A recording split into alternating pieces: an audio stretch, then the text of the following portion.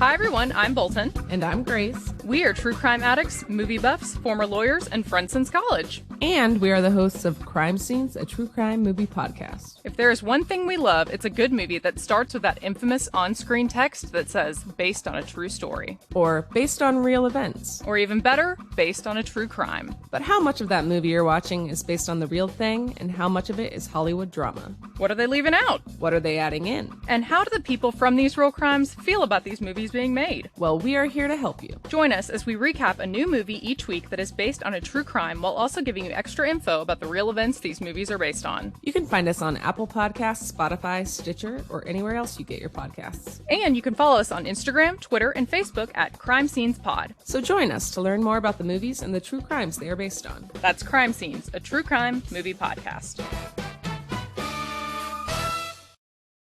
Hey guys, welcome to episode 6 of Unethical Podcast. Good for her. Our guest host for this episode is Bobby Allen, and this is part 1 of the Gypsy Rose Blanchard story. Welcome to Unethical Podcast.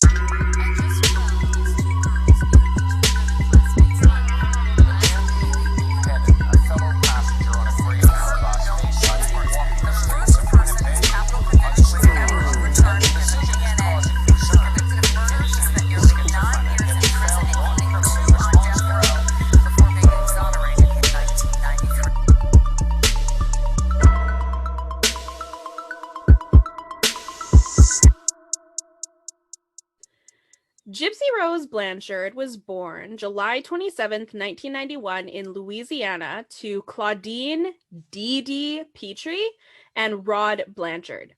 She was the result of an accidental pregnancy that led to a brief marriage, but Dee Dee and Rod were divorced before Gypsy was born. So Rod was 17 when they were married, while Dee Dee was 24. And according to Rod, Dee Dee was into magic and spiders and weird stuff. And he decided that he wasn't in the marriage for the right reasons. Like, okay, he was into magic, like the occult. She was into like witchcraft. She was. Oh yeah, okay. That's a real good reason to hit the brakes. Yeah.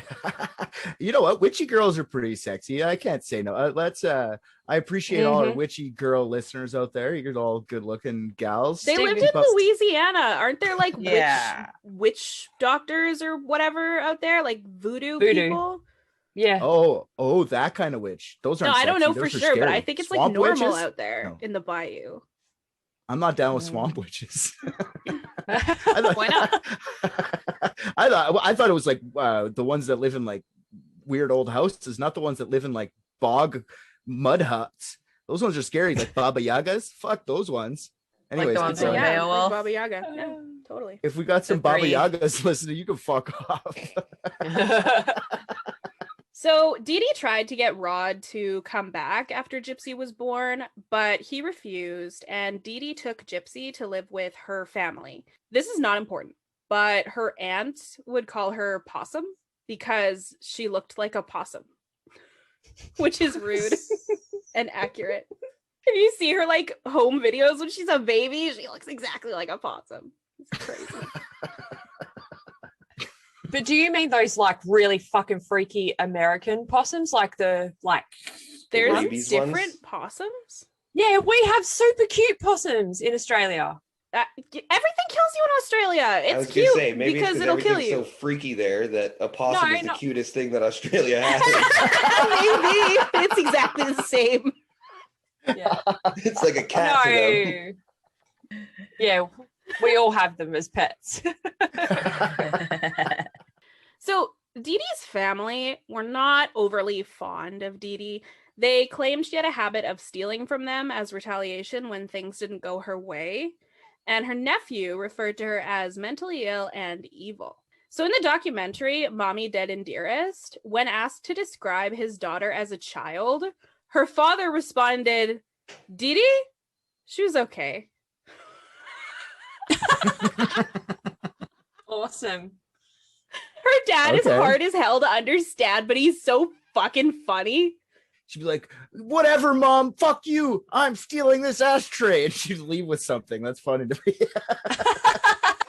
So when Gypsy was 3 months old, Dee Dee insisted that Gypsy suffered from sleep apnea and took her to the hospital frequently for it. The doctors never found any sign of sleep apnea, but she made her sleep with one of the machines regardless. And over time, Dee Dee began claiming her daughter had several health issues. But in 1997, that was put on a brief hold when Gypsy was 6. Dee Dee's mother, Emma, fell ill when her diabetes prevented a wound from healing. And Dee Dee was supposed to be taking care of her. She was caught several times by her family withholding food from Emma and neglecting to clean her whatsoever after lying in bed all day, sometimes in her own filth. Oh, man. So Dee Dee's family believes she was responsible for her death when Emma died. Dee Dee was the baby of her family, and so Emma reportedly would claim Dee Dee was sick a lot, almost constantly, and would smother and wait on her. And the relationship that Dee Dee developed over time with Gypsy was very similar. And so it was very, very learned behavior. So they're saying that, and this is for the listener out there, but they're saying that the mom was doing this to Dee Dee way before Dee Dee was doing this to Gypsy. Mm-hmm. Yeah. So it's unclear exactly why Dee Dee would treat her mother this way, but it's speculated that it was a result of Emma being a very overbearing and critical grandmother when it came to Gypsy. So after Emma's death, Dee Dee and Gypsy moved in with Dee Dee's father, his name is Claude, and his wife. So while they were living there, Dee Dee's stepmother began suffering from a chronic illness, and Gypsy began having seizures, quote, seizures that affected her eyes, her hearing, and her mental capacity. And eventually her family did confront her about her treatment of Gypsy and her stepmother's illness when they had reached a breaking point about a series of infractions with law enforcement related to writing bad checks, shoplifting, and taking out credit cards under her deceased mother's name and maxing them out. Very soon after this confrontation, Dee Dee suddenly took Gypsy and left. And her stepmother recovered very soon after her departure. And they believe that Dee Dee was poisoning her meals with Roundup weed killer. Whoa. Oh, wow. It's a good way to kill someone, you know? Sometime around age 7, Dee Dee began making Gypsy use a walker for unconfirmed muscular dystrophy. And when Gypsy was 7 or 8, she was involved in a minor accident and was required to use a wheelchair until her knee healed. But her mother never let her stop using it. After that, she never walked that anybody saw ever again until she was an adult. Sorry. Wasn't there like uncles or some shit that said like she'd be playing with the other kids and then the mom would come and she'd like drop down and like crawl herself back to the chair? Like other people saw her. Yeah. Yeah, no, maybe I communicated that incorrectly. It was when her, like when she was recovering from the accident, she would get up and run around. Yeah. And then it got to the point where like basically because she wouldn't stop, Dee Dee finally basically told her that something about like if you use your legs, you'll die because your illness will get worse, basically. Oh, and so Jesus. She no longer needed it, and then she believed for a long time that if she used her legs, something really bad would happen. So. Oh yes, Dee Dee liked to put the fear god into Gypsy, and that's how she's like, "Listen to me, bitch." Mm-hmm. When she was young, yeah, for sure. Yeah, for sure, she totally brainwashed her. Like fucking resentment for it being an accidental pregnancy or some shit. It's pretty crazy. I don't know. I don't think it was accidental either. I think she pulled the goalie just based on what I know about her. But yeah, she's 24. I think keeping a 17-year-old fucking hottie, by the way. Her dad is so fucking hot. I didn't check him out. He's hot. I'd be tempted to pull the goalie, I gotta say. In the 70s, he was hot. He's not hot now. He's still fucking hot. No way, man. He's still very hot. Maybe remember Celeste's thing about the more porn you watch, the crazier it gets. She's into old people right now. Leave her alone. Not to that point. We're here now. Actually, I came full circle back to old people for your information. Yeah. I started out there. I started out there, then I escalated to young people. Dee Dee first lied about Gypsy's age in 2001 when Gypsy was 10 so that she could be named an honorary queen in a Mardi Gras parade. Remember, they're in Louisiana. This is like a big deal there. She also pulled her out of school in the 2nd grade, claiming it was because of the severity of her illnesses and her mental functioning. She wouldn't be able to keep up. But it's more likely it was because then no one could keep track of her age or also find out that she's a smart kid. And during the time that she was, homeschooled, she never taught Gypsy anything outright. Gypsy taught herself to read by using Harry Potter books. And that's about the only useful skill she ever learned. That's a pretty impressive. Teaching yourself how to read. That's pretty impressive. No, it's not. I'll I give did her it. Skating on thin ice. Dude, I was left home alone all the time. I know. She's straight up Matilda. I was raised by wolves. Okay. Sick. That's so fucking metal. So Dee Dee supported them by living in public housing and paying for their expenses with the child support payments from Rod, as well as public assistance for Gypsy's disabilities. So for years, they were nearly constantly in hospitals or clinics for her various illnesses. In 2005, Hurricane Katrina destroyed their home and they were airlifted to Missouri. And Dee Dee took full advantage of the situation. In fact, if it weren't for Katrina, she may very well not have been able to carry it on at all. She would frequently tell doctors that looking into Gypsy's medical records was a waste of time because all of her records were lost in Katrina. So she carried around a large binder of narrative consistent kind of medical records. Yeah, see, that's the thing about the hospitals, though. They just want your money, man. Yeah, I guess. Yeah, in the States, I keep forgetting. Yeah. Like Canadian. There's so many things in the States where they just ship off. So there's a bunch of people dying in a nursing home.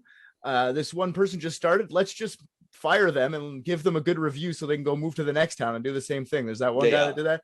It's they cover each other up. That's what it is, right? The hospitals. So they're not going to question too much. Well, that's my opinion. Maybe, I don't know. Dee Dee also claimed that Gypsy's birth certificate was lost, making it impossible to confirm her age. Gypsy's entire list of fabricated ailments over the next 10 years is as follows: epilepsy, vision impairment, hearing impairment, GI reflux, quadriplegia, muscular dystrophy, anemia, hypoventilation, asthma, allergies, mild mental retardation, meaning she functioned on the same level as a 7-year-old, leukemia, incontinence, geez, mom, just rip her a new one, why don't you? Lung disease, and a heart murmur. Is lung disease just like a general term? I thought there were lung diseases. She just had, I have lung disease. How is she still alive? Did they just keep taking her to different doctors? Yeah, well, basically, we'll get into that here. So during that time, she had a feeding tube inserted, meaning she was denied any food by mouth, and was most often fed Pediasure through her feeding tube well into her 20s. She had her salivary glands removed because of excessive drooling, which Dee Dee allegedly caused by using a topical numbing agent to numb Gypsy's gums. She just rubbed cocaine all over her mouth. I mean, probably it was not. cocaine, you said. Okay, that's yeah. Probably not, but yeah, maybe. Is that what cocaine does? Is it numb your gums? Interesting. I wouldn't know. I have no idea. Why don't you ask someone who's tried drugs? I can tell you right now, it does do that. So, nummy gummies is what they call them. Nummy gummies.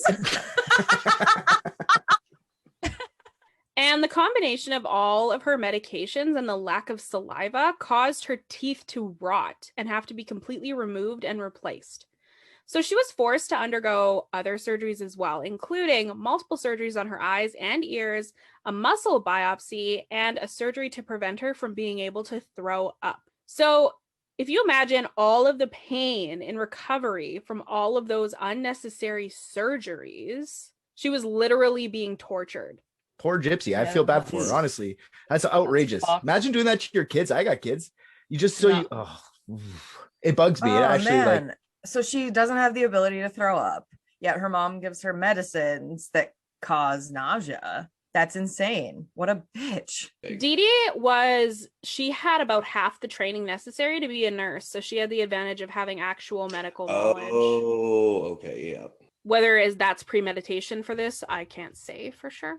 Oh, yeah. Yeah. My gut says that too. So Gypsy was also forced to keep her head completely shaved. Dee Dee convinced her it would all fall out anyway due to her alleged leukemia treatment. And she was entirely confined to a wheelchair and discouraged from ever using her legs. And she actually also forced Gypsy to wear glasses with what her uncle described as kaleidoscope lenses, like she was trying to purposefully ruin her eyesight. Oh, the glasses are insane. Would that work though? Is that a real thing? Can you ruin someone's vision by making them look kaleidoscope all the time? Like, is that actually a thing? You can ruin your vision by wearing glasses of the wrong prescription. So I guess you're not physically ruining your eyes, but you're ruining your brain. Even better. Like even rewiring it. Even better. Different. Just That's pickle insane. it at this point, man. Pickle it. So people would frequently refer to Gypsy as a hostage being held by Dee Dee.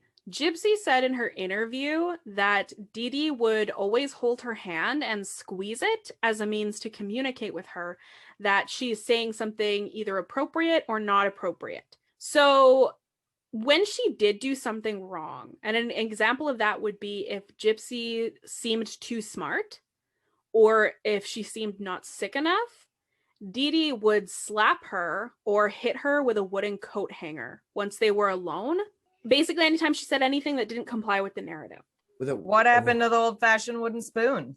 Why? What the fuck? I don't think I've ever seen a wooden Things coat break hanger. too easy, man. My grandma broke many a wooden spoon on many an ass. So, dude, yeah, or like a wire hanger. The resting bitch face is making a lot more sense. Thanks, Grandma Brown. I was a keener. I never got the wooden spoon. Oh, okay. So their situation generated a great deal of notoriety and support when they arrived in Missouri.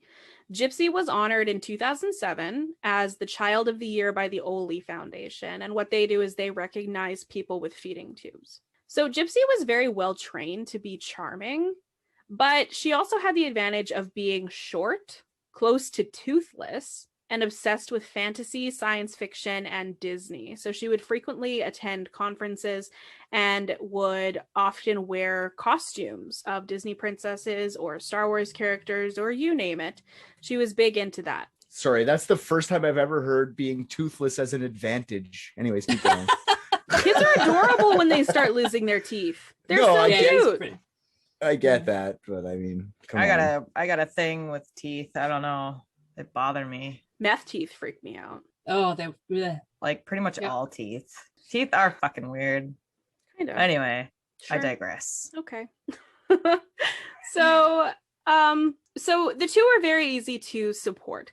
Dee Dee was extremely good at making friends. She was very interactive with her neighbors. And so her neighbors and friends, they tended to adore her. In 2008, Habitat for Humanity built Gypsy and Dee Dee a small, quote small, it was not small, bright pink house with a wheelchair ramp and a hot tub. Oh my hot fuck. tub? For her muscles. Hydrotherapy. Totally. Don't they look into this stuff before they build the house? They did. All the Is she records were actually there, sick? man. Oh, All man, the I don't records know. were there, dude.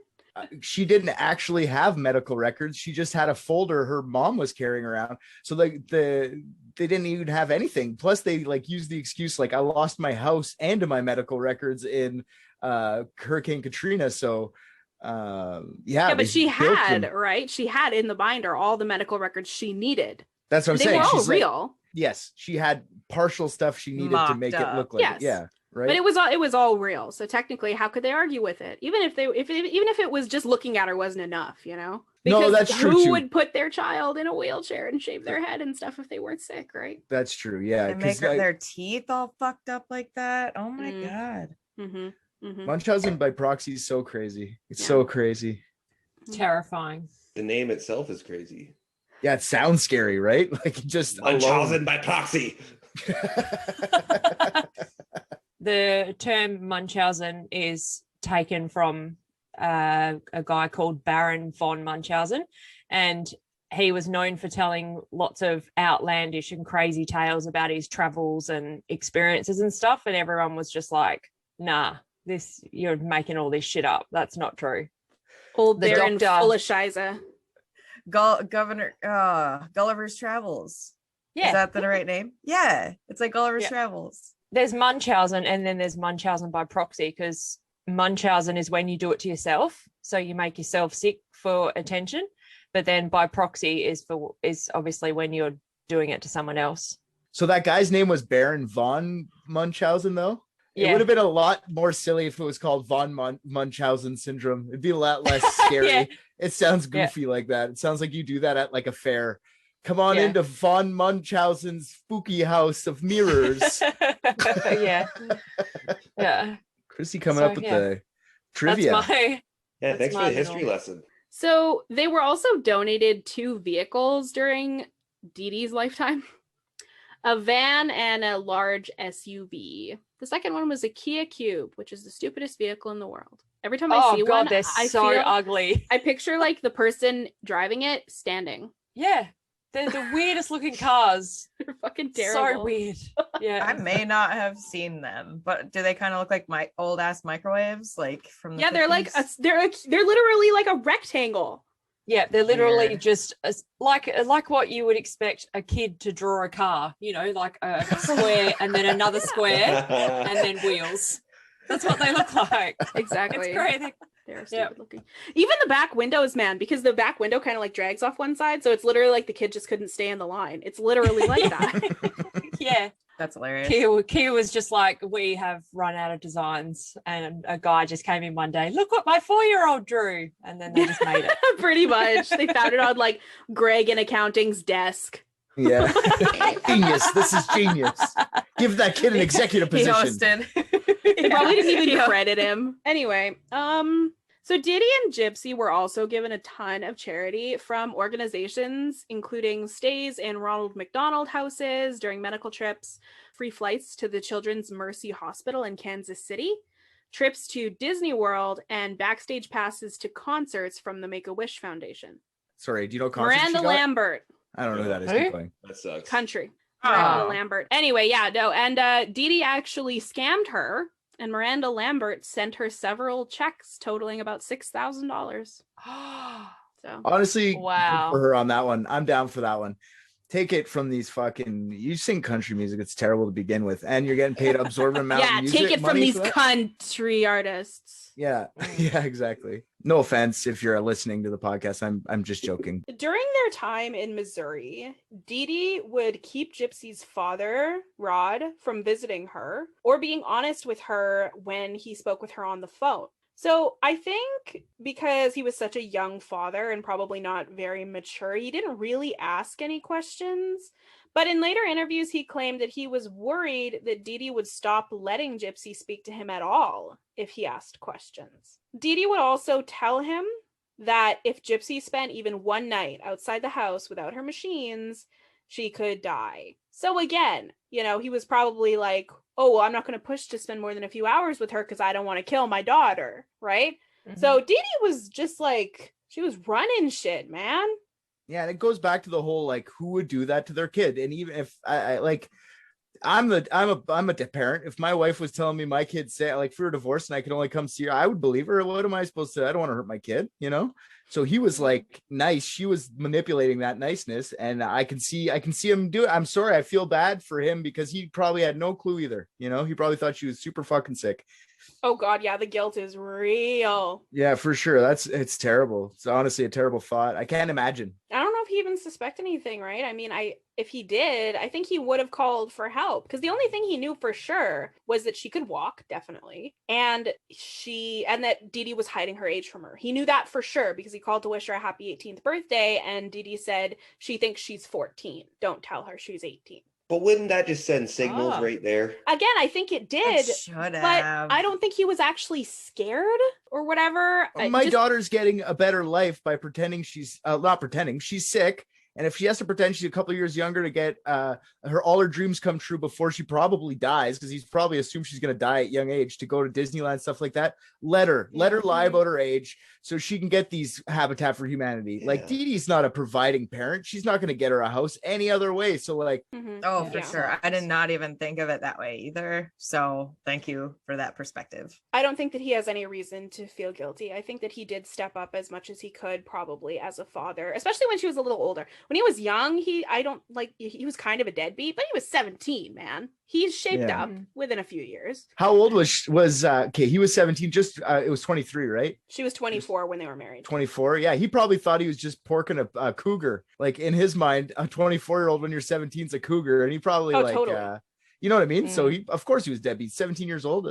Totally. 100%. Yeah. And he still married her. So at least he did make an honest woman out of her, kind of. So whatever. So because of her story about the machines, Gypsy never spent more than a few hours with her father her entire life. So Dee Dee would tell anyone who asked about Gypsy's father that he was an abusive addict that never sent any money, which was not true. He sent $1,200 a month every month right up until Dee Dee died. Wow. And also paid for her medical expenses and stuff too, which down there in America is a lot of money. Motherfucker. I didn't know that part. That's crazy. He was paying child support and everything, and lots of it for that. Like, still $1,200 now is still lots. Dee Dee was first accused of Munchausen by proxy in writing that we know of in 2007. Nice. When Gypsy saw a pediatric neurologist that found no reason why she couldn't walk and assumed, based on her muscle mass, that she could and did walk. So he called a hospital in New Orleans and discovered that her test for muscular dystrophy, which was the muscle biopsy that I mentioned earlier, was definitively negative. So he reported in writing on his report that Dee Dee was, quote, not a reliable historian, and was likely engaging in Munchausen by proxy. So in this case, it's interesting because she did induce these symptoms in Gypsy, but she also forced Gypsy into Munchausen syndrome. It's a little bit crazy too that the doctor would even write that. Like, that must have been a hard choice for the doctor, because that's probably very rare. And he not a hard choice. After he looked into it, obviously it's probably an easy choice, but like, to even accuse someone of that's probably pretty hard for a doctor, I would assume. He wrote it in his reports that go into the medical records, but he didn't report it to social services or to a hospital administrator. I think because he was told before she came in that she was to be treated with golden gloves. She was, a pet project. Good publicity for the hospital. Way to drop her through the big ass crack. Like, It's super sad, because it could have ended right there. Then if he suspected that and went to somewhere, they could have figured it out, and it could have probably ended a lot earlier than it did. I feel like there's so many red flags so far that they could have followed the fucking cookie crumbs back to the fucking. The problem with that is, one, Dee Dee requested medical records frequently, and so she would know whether or not a doctor suspected her from those reports. If they did, she would then just stop taking Gypsy to that doctor. She'd take her even out of county if she had to, which, again, you have a vehicle that was paid for by somebody else. You can do that. You get free flights. Again, you can do that. And while he didn't report it to social services, there was an anonymous report that came in against Dee Dee for using false names and dates. And so they conducted a wellness check. And during the wellness check, Dee Dee convinced the worker that she falsified that information just to make it difficult for her abusive ex-husband to be able to find her. And the case was closed before even bothering talking to Rod. Wow. And I think that's probably exactly what would have happened in this Munchausen situation too. I think the social worker would have gone in and been like, this kid's way too fucking sick for this to be Munchausen.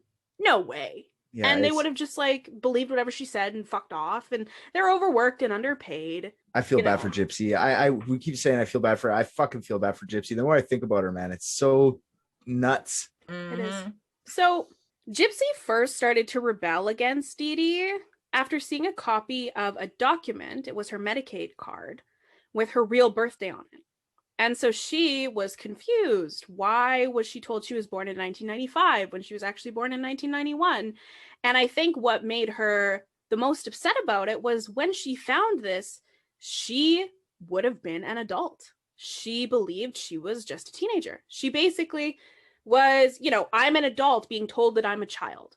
And she did connect the dots, unfortunately, that right when she turned 18 was right when Dee Dee had her declared incompetent. Wow. And so now she realized that she didn't know she was a grown-up. She didn't know that this was going to be permanent. She's now realizing, I will never be my own person ever. Oh, I would Okay. have been pissed. Yeah, for sure. I mean, hell would have rose from the ground I stood on. Oh man. What? I think we'd all be pissed. I just, maybe for clarification on my side, what does being declared incompetent actually mean? Like, is that the same thing as Britney Spears is going through? Like, you can't do shit. Like, you don't have control of your shit. Yeah, Financial assets, education, Medical future, proxy. She can't make her own medical medical. decisions. She can't get married. She can't move out. She But can't get a couldn't- driver's license. Still go to like the cops or something and explain like what's happening to her. She could have, yes. But you have to keep in mind at this time, she is the only one who would have had any idea of what the true situation was. Yes. And yeah. she was deeply, deeply brainwashed. And at the She- time, mentally 15 as she was treated.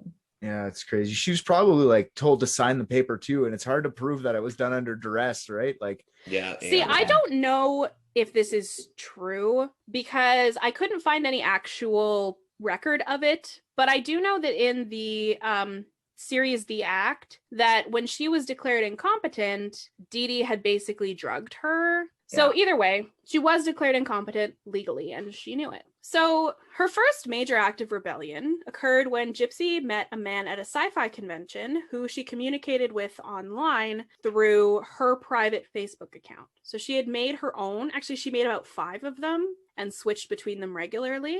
And then the only one her mom knew about was their shared Facebook account. yeah, So nothing says your mom has your nuts in your pocket like a shared fucking Facebook account. Oh god, I feel make that me way about laugh. husbands and wives too. Oh, I hate it. I hate it. Who It's cheated on so- who? Right. Yeah, exactly. Who's the cheater in that one for sure? So this guy was an older guy. He was about 36, I believe. And he thought Gypsy was in her early teens. She was signed into the conference at the, kids' rate. I think she signed her in at like she was 12 or something. So this guy, for lack of a better word, groomed her until she eventually told him the vague truth about her situation. And at that point, he told her to pack her things and come and find him in Arkansas where he lived, and she could live with him. And so she did. She hitchhiked with a stranger to wherever he lived in Arkansas. He lived with friends, so it wasn't his own place. And so the details that went on between them in the few hours that she was there aren't available, but it is assumed that nothing beyond maybe the beginning stages of grooming her were there. So she tracked her down using her social media, and she threatened to call the police on this guy. And she was basically like, I don't know what she told you, but she's 15 and I'm going to call the cops. And he was like, oh shit, get the fuck out of my house. So she went back with her. And once they were home, Dee Dee smashed all of her electronics with a hammer and told her, quote, if you ever do that again, I'll smash your fingers with this hammer. Oh my god. In the next few weeks Ouch. after this incident, she would keep Gypsy chained to her bed with a dog leash and or handcuffs. She would put bells on the doors so Gypsy couldn't move throughout the house without her knowing. And she would repeatedly beat her with the wooden coat hanger and call her a slut and a whore. Oh my god. Okay, so I have a yeah. question. When you're saying this man or whatever was grooming her, are you saying that because she's portrayed as a 15-year-old, or are you saying like He didn't actually know thought? he didn't know she was an adult. He didn't know Yeah. when they first started communicating. He had no way of knowing that she was any older than 14. I don't like Right. that. It's I creepy. don't like it. For sure. Very creepy. Yeah. Gross. So, like I said, Gypsy had been declared incompetent, and the paperwork to that effect prevented her from getting help from a social worker. She also believed that her father, because she assumed he was an abusive drunk who wanted nothing to do with her, because that's what Dee Dee told her, would just tell Dee Dee, like, why is this stupid kid wasting my fucking time, is basically what she thought. So, in her interview in Mommy, Dead, and Dearest, Gypsy says that she loved the movie Tangled because she identified with Rapunzel. She was locked away from the world. She was told lies. Her life was dictated for her. And then Rapunzel stands up for herself and Mother Gothel dies. So there's a lot of parallels there. And there's even more parallels when she shared her love of Tangled with a man named Nicholas Godejohn. And Nicholas sent her BDSM porn of Rapunzel and Flynn Rider tying each other up. So, who's Nicholas Godejohn, you ask? Let's find out. Segue. Gypsy met 22-year-old Nicholas Godejohn on a Christian dating site in 2012 using Dee Dee's laptop while she slept. She was 21 at this time. So before we get into this, any questions, any comments, any concerns besides being deeply concerned? I know a real life Gypsy Rose. Like, she was dropped at a home when she was a baby and her mom just like went off and partied. At least she put her in the hands of someone who actually could take care of her. But from diapers to when I quit, she was 38. So that was her whole life. She nonverbal, so she couldn't talk, but teeth, feeding tube, seizures, all that. Oh, yeah, it must be even harder for you to actually hear this story because you know that there are people out there that are everything that Dee Dee claimed Gypsy was. Man, I don't want to go too far into it, but like you had to give her medicine through the feeding tube. So when she would be having seizures, what's happening to your muscles? They're pushing out. So like you just had to sit there and wait for the medicine to go in because her abdomen muscles were just pushing it back out. Well, hey man. Above the heart. Rule of thumb. Sick. Now I can Narcan myself. Thank you. That goes in the nose, dum-dum. I don't know anything about drugs. According to Nicholas's mother, Nicholas was diagnosed with Asperger's and autism spectrum disorder. His doctor reportedly said he'd have the mental reasoning of a 15-year-old throughout his adult life. So a year after they met online, old sick Nick got himself arrested for indecent exposure, for watching porn and jerking his sick Nick dick for 9 hours in a McDonald's. What? 9 hours That straight? That's although the way that Nick tells it, he was actually just scratching himself for 9 hours. In the McDonald's, was it in the balls, like the play area? No, it was like, just at a table in McDonald's. Why? Nobody 9 did hours. it for 9 hours. Just kept letting him go on. If you want a statement about like the quality of McDonald's in Big Bend, Wisconsin, it wasn't the employees that even called the cops. Oh, that's terrible. Like, oh, there he is again, scratching his balls. Just Oh, hey man, only if you buy something.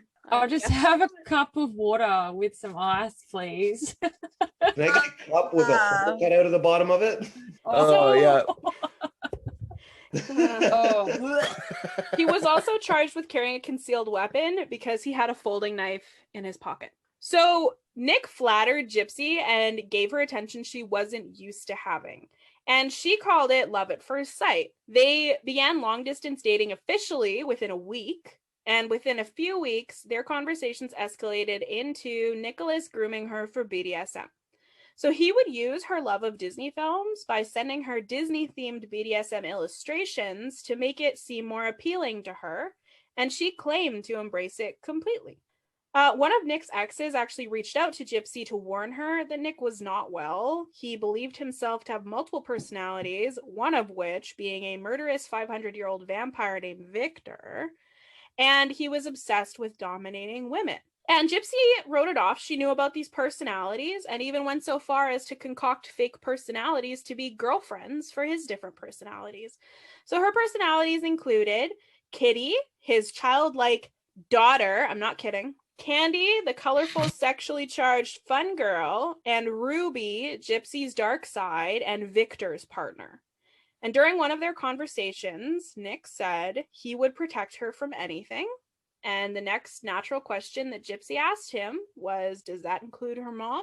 He said yes, and she asked him for the first time if he would kill her. She was looking for anyone. She found this fucking guy. You know what I mean? She would have taken anyone up on their offer to get the fuck out of there. But she finds the weirdo with the fucking BDSM fetish who wants to like, not that weirdos or BDSM fetish people are weirdos, but this guy's just like over the top with it. This guy's with a little weirdo kid. for sure. He's a That's weirdo what I mean, who happens to have a BDSM fetish. That's what I mean. Like she had to find this fucking guy. She could have found anybody else. Like fuck, this girl, man, has the worst fucking life.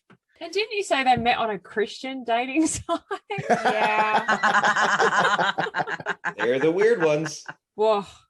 So during the same time, Gypsy was building a friendship with her 23-year-old neighbor, Aaliyah. And she confided in Aaliyah about her relationship with Nick. And Aaliyah said she discouraged Gypsy from continuing. She was worried that he could be an internet predator because, remember, Gypsy was supposed to be only about 15. And she was talking about eloping with this guy on the internet. She did save printouts of Gypsy's Facebook activity with Nick, just in case. And so obviously it's not surprising that Gypsy was sexually permissive and cooperative, I guess would be a good word. The subject obviously had never been broached with her in a safe, healthy way. And she basically had to go on what Nick was telling her was normal and fun. And I mean, daddy issues are obviously a possibility as well here. Nick and Gypsy met in person in March 2015. They came up with this plan for them to meet, quote, randomly in a movie theater where Gypsy and Dee Dee were seeing the movie Cinderella. And they would both be in costume and it would be adorable. And the hope was that they would pretend to meet, exchange numbers, and Nick would make a good impression on Dee Dee so they could continue their relationship without having to hide it from her. But of course, when Dee Dee met Nick, she was not impressed. She told Gypsy he was creepy, it was weird, he was a man in his 20s seeing a kid's movie by himself, which is a fair point. That is super weird. Yeah. And during the movie, Gypsy managed to sneak off to meet Nick in a bathroom, where she lost her virginity to him on the bathroom floor. Hot. That dude's So classy. Yeah. Yes. And wasn't she in a Cinderella dress? she was, yeah. Oh he was my in God. a suit, and she had a wig on. It was just a whole thing. It was lovely. Do you think Pretty sure Victor that's was... what happened after the credit rolls at the end of Cinderella. Yeah. Do you think Victor fucked her? Think it was Victor taking out No. medieval It was vampire? definitely It was Nick. Prince Charming. So Yeah, for sure. Dee Dee ended up finding Nick and Gypsy talking outside of the theater after. They were by the concession, at which time Dee Dee told Nick to fuck off. And she took Gypsy into the bathroom and slapped her real hard across the face. So knowing their plan had failed, Nick and Gypsy decided to proceed with the plan to kill Dee Dee. In June of 2015, Nick came to Springfield on a bus, Springfield, Missouri, where they are. And Gypsy and Nick exchanged several text messages leading up to it. And they had arranged for Gypsy to meet him in the early morning at her front door, give him a knife, duct tape, and gloves, and for Nick to stab Dee Dee to death while Gypsy stayed in the bathroom with the door closed and her hands over her ears. So Gypsy said during the last day with her mom, they went to the ER to get her feeding tube changed. They went to the grocery store and they had an argument, after which they made up and Gypsy promised she'd be a good girl.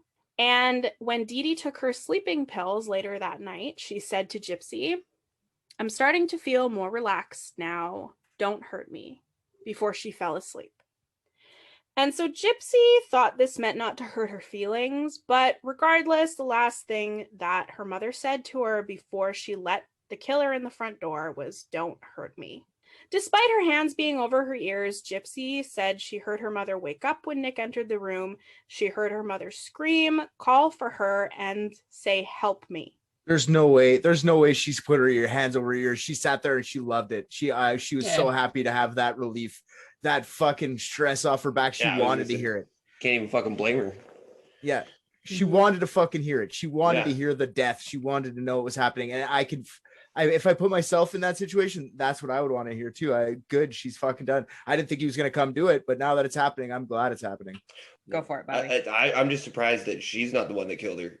Yeah. No, for real. She was stabbed in the back, and fucking Dee Dee's fat ass would not be able to bellow out anything with fucking holes in the back of her lungs. No way did she cry out for help. She was. And she's fat. She was, but if this was his first time, there was probably hesitation wounds. So I would think that it's possible. I don't know exactly. I also don't know if I think that she enjoyed it either. I think she probably would have had a hard time with it. Just listening to you tell the story angers me, so I feel like that. But I mean, it's a whole lifetime. You'd be trained, like it'd be like your dog bit someone and then you had to put down your dog. You'd still be sad, even though it did something fucking mean. You know what I mean? Like, yeah, she'd definitely have some.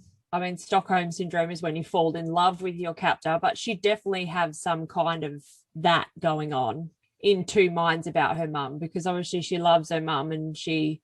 Well, you also have to remember her mom was actually, I mean, aside from the torture, her mom was actually a very dedicated and loving parent, and she never laid a hand on her until she was well into her teen years and started being, you know, a mouthy little shit as teenagers do. And so I think it would have been very conflicting for her. I heard a Realistically. coat hanger. I heard about a coat hanger earlier. I don't know. Yeah, but that wasn't until she was older.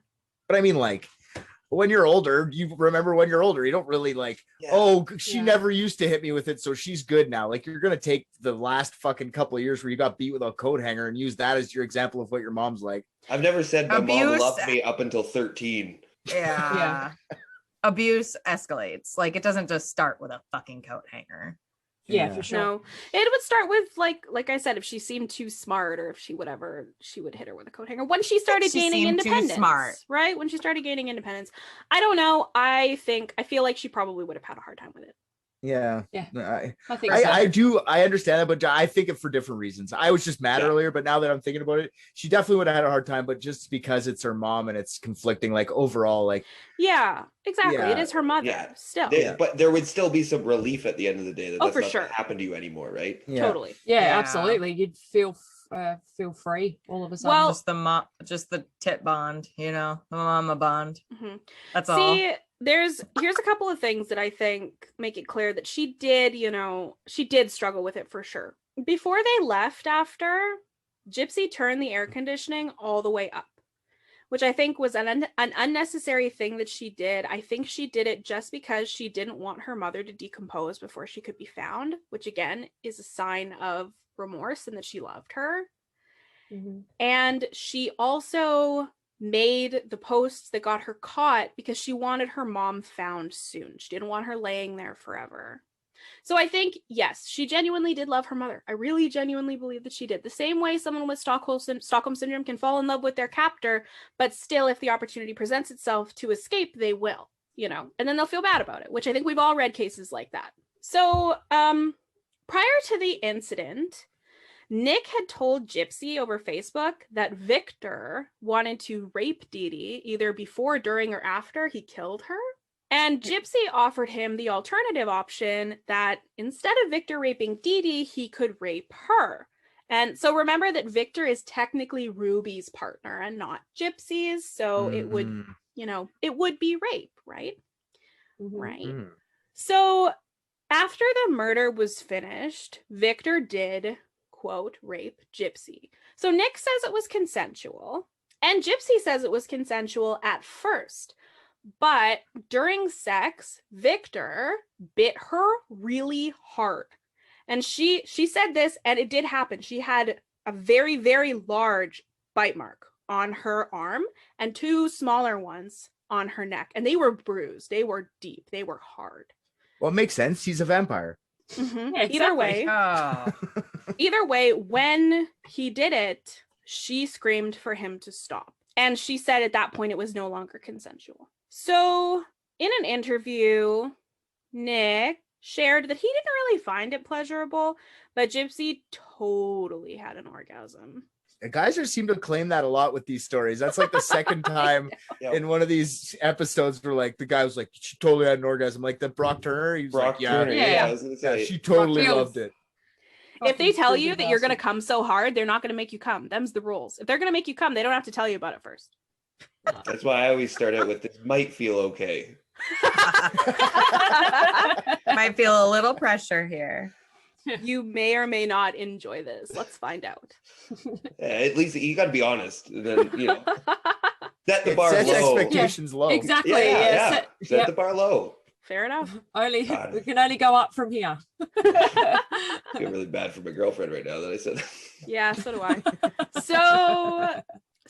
So the day after the murder, Gypsy filmed a video in their hotel room, which was disturbing. She claims that she was on pills the entire time to cope with what she had done, which I think she probably was.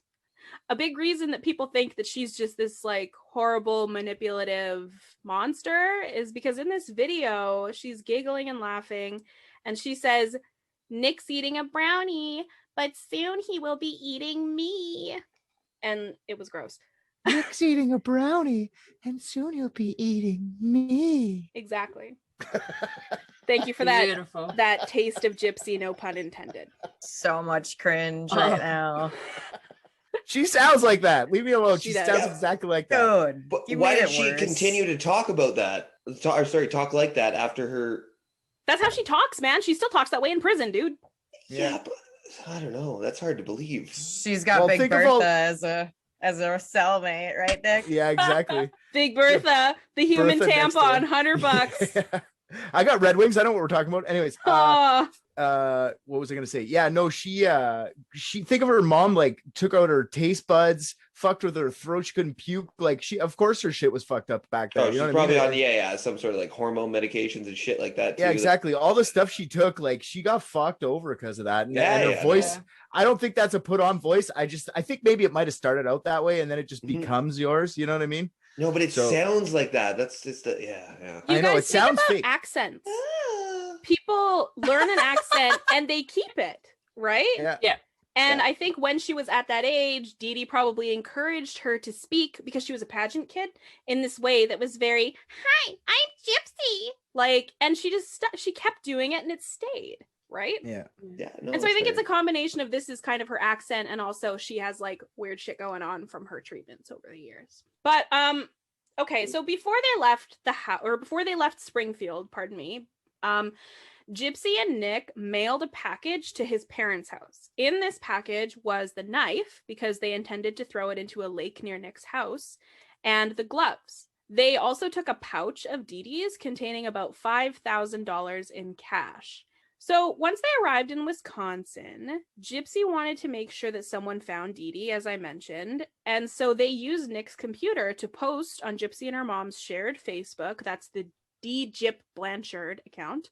That bitch is dead, which raised concern with people, but no action. That post is actually still up to this day on that Facebook account. You can check out our Instagram to see the screenshot or check her Facebook yourself. Yeah, on if someone wrote that on my wall, there'd be no danger of anyone coming to look for me or any, like, that cocksucker's dead or something. They'd just be like, "Oh, Richard, being funny again, eh?" So I'm glad someone at least had some sort of like knowledge that they're not fucking around. Dee Dee was a Mrs. Anderson type, right? I'm sure like she never said fuck or anything. Yeah, no, for sure, right? for sure. So Yeah, I'm sure she thought that would be enough, but it wasn't. Yeah. People thought she got hacked or whatever. Yeah. So they kicked it up a notch and they posted, quote, "I fucking slashed that fat pig and raped her sweet innocent daughter. Her scream was so fucking loud, LOL." So after this post, neighbors called the police. Upon police arrival, they allowed one of the neighbors to enter the house. And he said that Gypsy and Dee Dee were both missing and that all three of Gypsy's wheelchairs and her medications were all still in the house. So, ergo, she must be in grave danger. And so the neighbor didn't check Dee Dee's bedroom. And because the air conditioning was turned up so loud, there was no decomposition to smell. So Dee Dee was found by police on June 14th, 2015. Gypsy's neighbor Aaliyah showed the police the printouts of Gypsy's Facebook activity because she believed Nick could be involved somehow. And they were able to use that information to track his IP via Facebook, which led them to Big Bend in Waukesha County, Wisconsin, and Nicholas Godejohn's front door.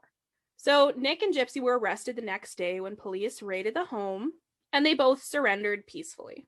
So according to the press release from the Greene County prosecuting attorney, Gypsy and Nick were charged with first-degree murder of Dee Dee Blanchard on June 16th, 2015, a total of 6 days after the murder.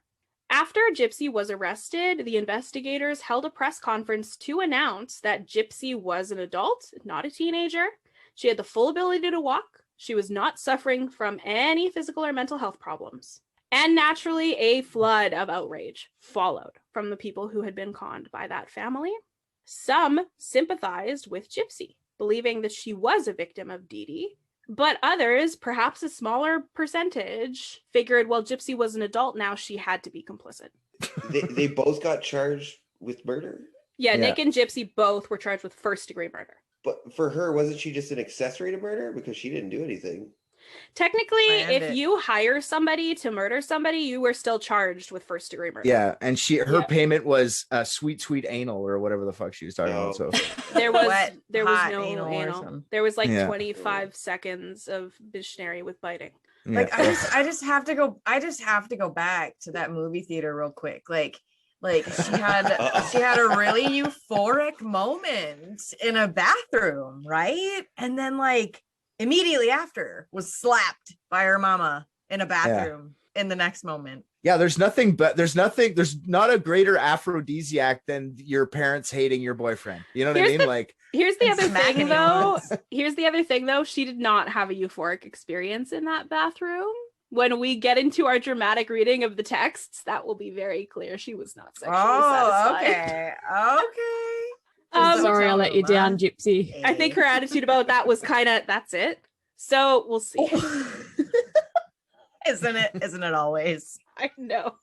I thought sex was going to be actually fun and in a bed, but apparently it's on the bathroom floor at a movie theater. Gypsy was the aggressor. She's the one who took him to the bathroom. Okay. So she was Gave the him the aggressor. eyes. The toothless smile in the eyes.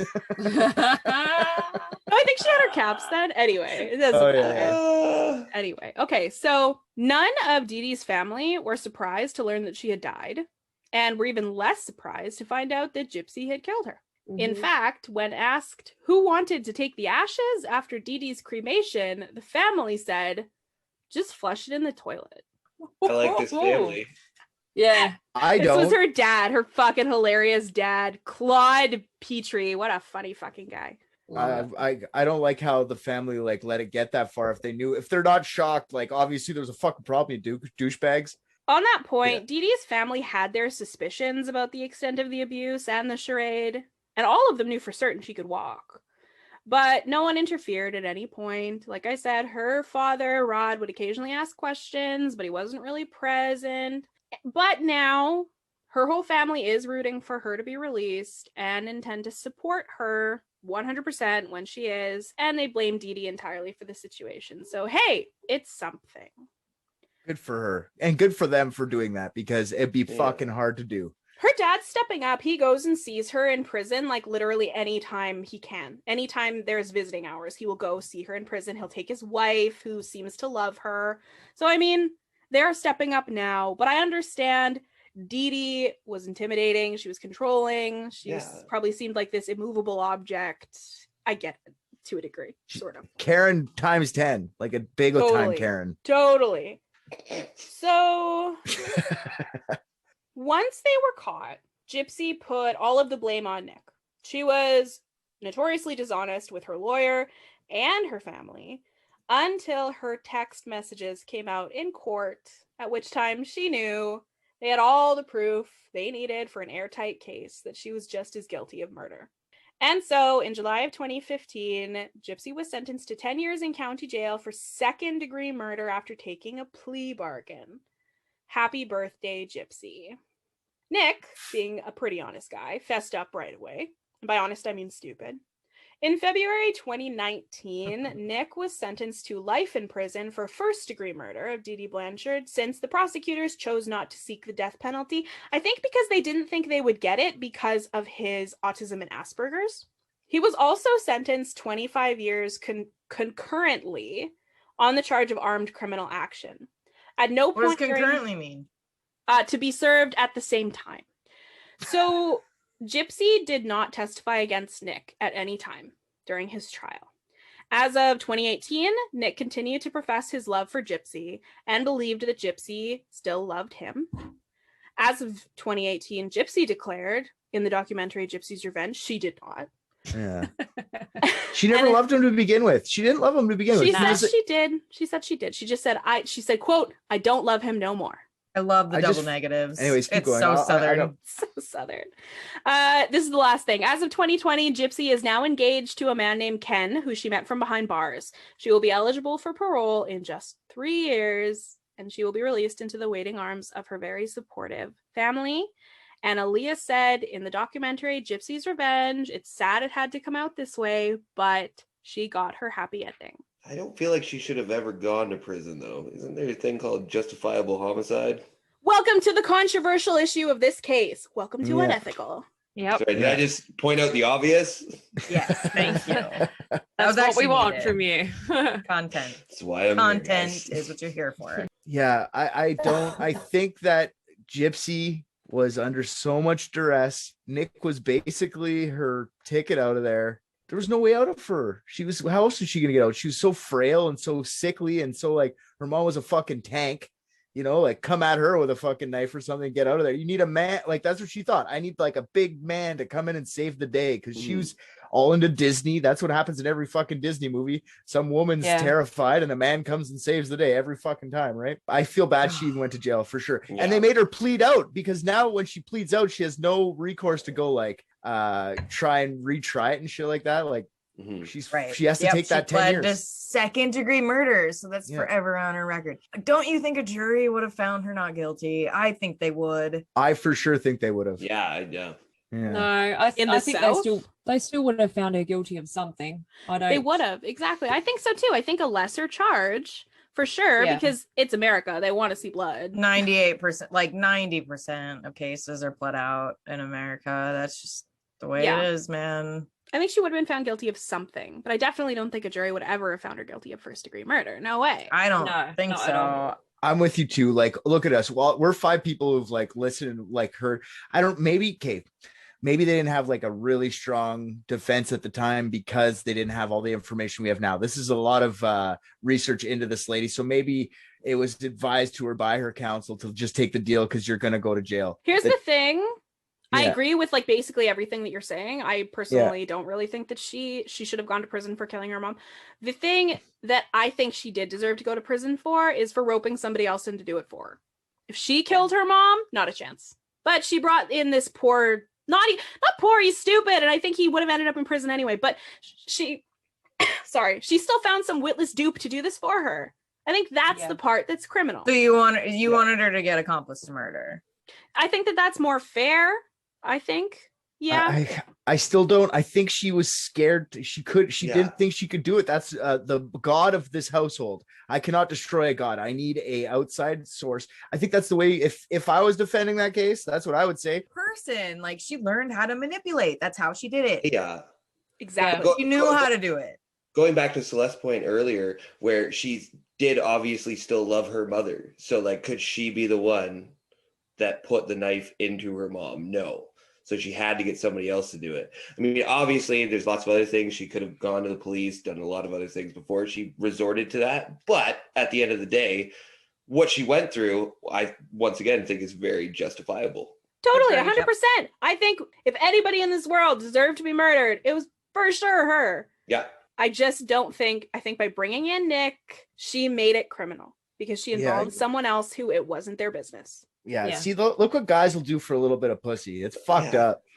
And like he made it his business. Yeah, that's what I'm like, saying. Yeah, like, sure, I could do that. Like, yeah, if I tell you to drink Javix and you drink Javix, it's not my fault. You're dumb. You drank Javix. Well, he got life in prison for it. So yeah, I agree. He should have gotten life in prison. He fucking did it because he's an idiot. She knew what she was doing. I think she was a lot smarter than people thought. Obviously, she was, because she was able to rope him into doing it. So she was very good at manipulation because she, like you said, she'd already learnt that her whole life. She didn't take any responsibility, which really worked against her too. She blamed the whole thing on Nick. She said she didn't even know that when he came, she thought he was just coming to visit. But then he killed my mom. And he's just coming to eat my brownie. Exactly. And so that I think was another reason if she just owned up to it, like, girl, people would be on your side. You're right. That's true. If she didn't try to be, because that shows that she knew something bad was going to happen. She knew what she was doing. It also proves that like she doesn't know anything about the legal system, because right away, cops are asking what they already know. She had guilt, so she knew what she was doing. She did. Yeah. Right. I think it's fair. I think she should have gotten some time. She'll be 32 when she's eligible for parole. I highly doubt they're going to keep her in any longer than that. She'll be 32. That's plenty of life left. We spent way too much time on this. I agree. Not enough. So that's it for the Gypsy Rose Blanchard story. We all want to take a quick second to thank our listeners for 1,000 listens in the first 30 days. Woo-hoo! Yeah, that's fucking amazing. Love you guys so much. Yeah, amazing. Thank you. We're also excited to let you guys know that we are now releasing 2 episodes a week. They will drop Wednesdays and Saturdays every week. Early release Tuesday and Thursday for patrons. So for this week's 2nd episode, join us on Saturday for a dramatic reading of Nicholas Godejohn's text messages with Gypsy, starring Richard as Gypsy, Chrissy Hi, how are you? as Nick, Tally as Laura and A, and yours truly as the interjector for all your context needs. And special guest Bobby Allen as Victor, the 500-year-old vampire. That's me. All right, we'll see you guys there. Love you guys. Bye. Love you. Love, love, love, love, love, love, love. La, la, la, la, la, la.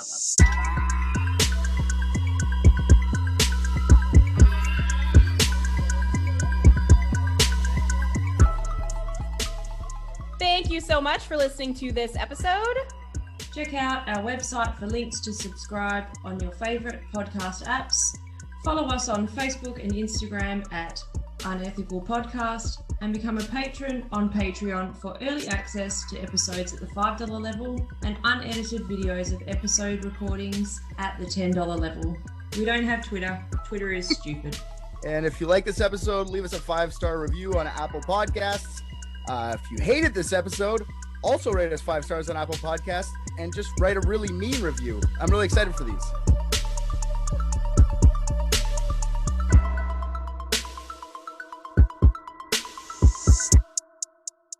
Now I can't even be in the corner properly. I'm no good.